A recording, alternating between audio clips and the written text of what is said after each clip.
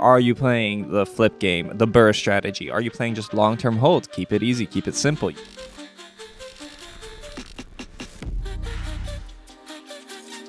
All right, Ping, one of the questions I get asked a lot for anybody who's interested in getting into real estate, buying a property, how should they allocate their funds? Should they be putting more of the money towards acquiring a property or more of the money for renovations? For example, if let's say somebody has $250,000 in Hamilton, they would need $200,000 to buy a property and then they have $50,000 for renovations. Whereas if they go to St. Catharines, maybe they need $150,000 for a down payment and then they have $100,000 for renovations. But then you can say, let's go even further. Windsor. Now I have $100,000 to buy a property, and now I have $150,000 to do some mean renovations.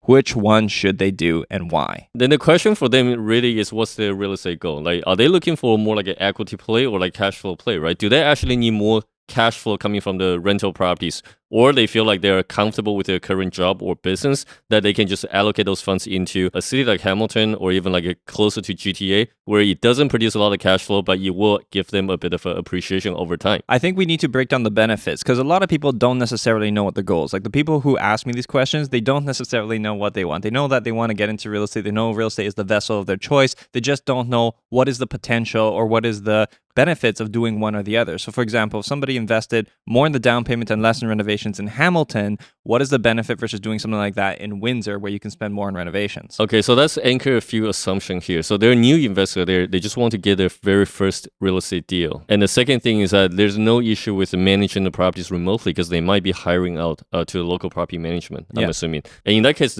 personally, what I would do is that I would try to figure out how to acquire not just one property or a couple properties, which means more capital in your pocket is probably more important to these type of investors. Number one, you want to have a higher cash reserve because if anything goes wrong, you don't want to feel like, okay, this is your first property and then you're in a situation where you're financially stressed. Real estate investing is supposed to be very encouraging for your long-term wealth. It shouldn't be one deal, one first bad deal kills all the future opportunities for you, right? So I would try to keep the cash reserve as high as possible. I would try to look for a property that doesn't require extensive renovation because that at least you get to control the product. Yeah. Right. If you're going into a project where the basement, the foundation needs to be redone, that's a lot of money, a lot of stress for your very first project. That's a good point. And I think that has to do with the stress tolerance that each person has. Generally speaking, I actually follow a rule of thumb of percentages. So assuming you have to do a 20% down payment on a property, what I usually like to do is go anywhere from 60-40 to 75-25, somewhere in there as to the proportion of down payment to renovation budget. So let's just say if I'm working with $200,000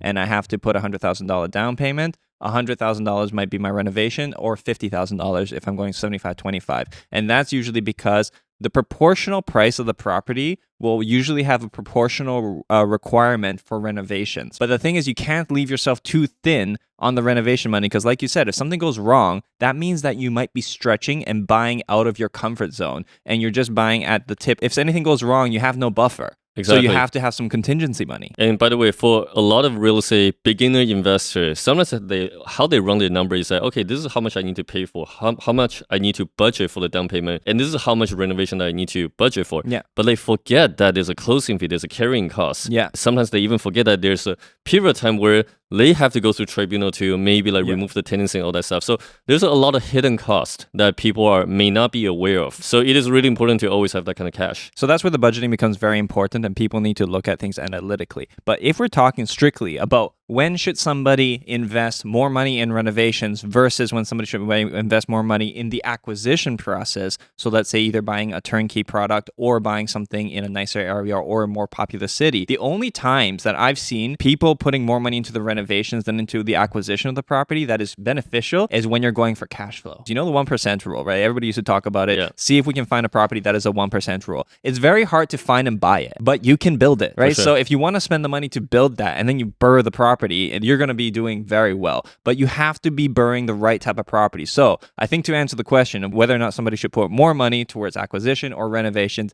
It depends on, yes, your goals, yes, your overall stress tolerance, and also the type of property that you're doing. Single family homes, I would buy something more turnkey, for example. I wouldn't want to be spending so much money on the renovations. Duplexes, maybe you can do a little bit of that. Multifamily, I'd want to have a pretty healthy renovation budget. Yes, I completely agree. For newer investor, honestly, buy something that's a little bit more straightforward, right? And what you say about multifamily, there's a little bit more like a value add that you can do to the building is very important because here's the thing. While you're doing the renovation, at least there's some sort of income coming in from maybe a couple units or 3 units while you're doing the value add. So you're not going to be carrying through all those mortgage payments, the TMI, all that stuff throughout the entire process. With single family, if you have to do that, you literally have to go through the whole process without getting any income. Yeah. And that can be very stressful. And one other thing I kind of want to mention is that single family, go for something a little bit more turnkey because all those renovation is already financeable, especially in today's market. Let's say the property value is at 800, right? You can literally figure out a way to how to bring that number down because now it's the buyer's market.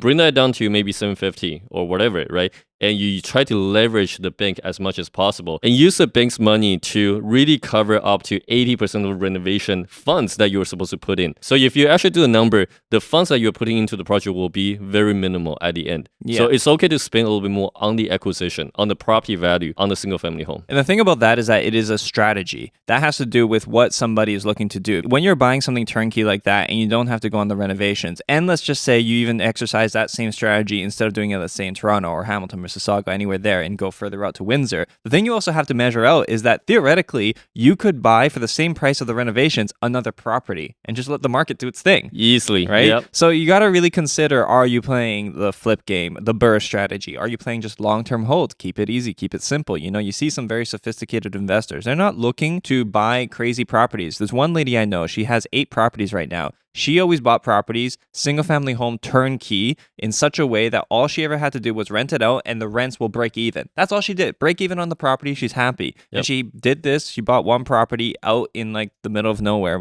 in like smaller cities, one by one. She bought one every 2 years. And over the course of like 15 years or so, she had like 8 properties or so. All those properties are worth a fortune now. Not a complex business, no moving parts, just bought properties she could afford that the rents could cover. So it really depends on strategy. Yeah, and here's the thing. A lot of people just don't have the patience to wait for that long. And that's why we're talking about different strategy. But here's the thing. Keep it simple, man. Like, if you're the newer investor, make sure that this is a long-term game. Make sure you have the right mentality and mindset going into real estate investing. And honestly, you will do very well over the course of even just 2 to 3 years. Absolutely.